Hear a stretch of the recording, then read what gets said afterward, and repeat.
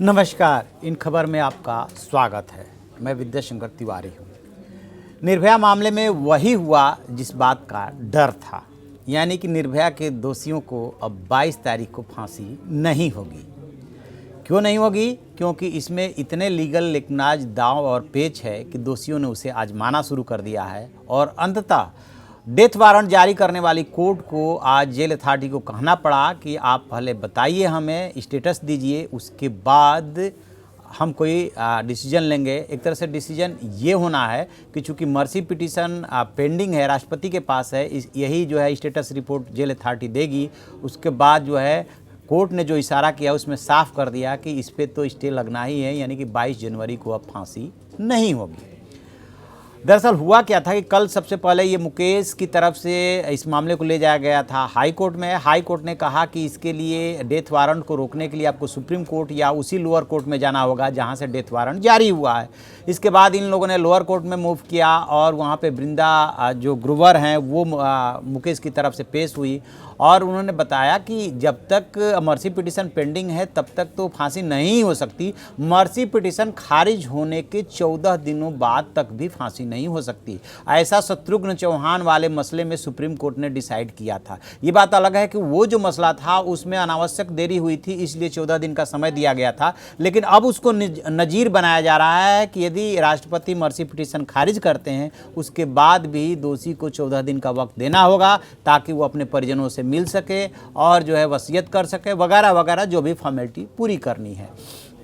दिल्ली सरकार के वकील, मुकेश के वकील, निर्भया के माता पिता के वकील, सब लोग कोर्ट में मौजूद थे। लंबी बहस चली और जेल अथॉरिटी के ऊपर ये आरोप भी लगे कि उसे जो कागजात, जो डॉक्यूमेंट देने थे समय से वो नहीं दिए, कहीं ना कहीं इसमें जो है लापरवाही हो रही है। और उसमें एक बात और आई कि no emotion can take over land of the law, यानी कि सिर्फ इमोशन से जो है ये डिसीजन नहीं हो सकता।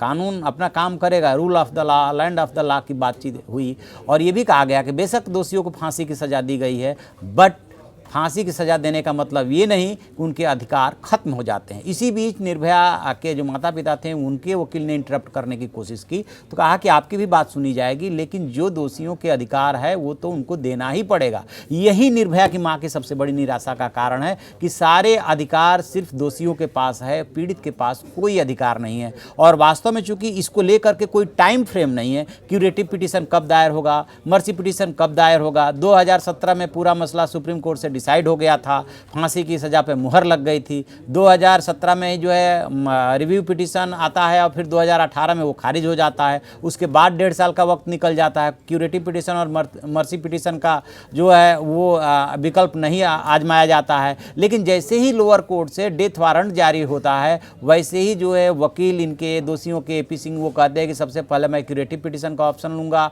और उसके बाद मर्सी पिटीशन का, तो यानी कि और वो भी अलग अलग। तो यदि अलग अलग लेते हैं, जैसा कि इस मामले में हुआ कि सबसे पहले वो सुप्रीम कोर्ट में गए इनके मुकेश और विनय की तरफ से क्यूरेटिव पिटीशन लेकर के, अभी दो पवन के पास जो बचा हुआ है क्यूरेटिव पिटीशन का ऑप्शन, और एक और जो दोषी है उसके पास भी अभी क्यूरेटिव पिटीशन का ऑप्शन बचा हुआ अक्षय।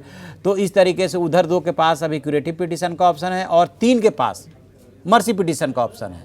तो यदि अलग अलग मूव करते हैं तो मान के चलिए कि ये जो है फरवरी तक भी जा सकता है, मार्च तक भी जा सकता है। और जो डेथ वारंट जारी करने वाली कोर्ट है उसकी ये मजबूरी है कि जब भी ऐसे लीगल मसले आएंगे तो लॉ के हिसाब से ही डिसाइड होगा, न कि इमोशन के हिसाब से। यही मजबूरी आज कोर्ट ने जो है निर्भया के फादर मदर के सामने जाहिर की। तो एक स्टे एक तरह से हो चुका है, अब सिर्फ उसकी फॉर्मेलिटी बाकी है और 22 जनवरी को जो है इन चारों दोषियों में से किसी की फांसी नहीं होगी। बेशक जो है तिहाड़ जेल प्रशासन उसकी पूरी तैयारी कर रहा है, लेकिन उसका अभी फ़िलहाल कोई मतलब नहीं है। जैसे कोई और अपडेट मिलेगा हम आपको बताएंगे। आप देखते रहिए हमारा डिजिटल चैनल इन खबर। Thank you.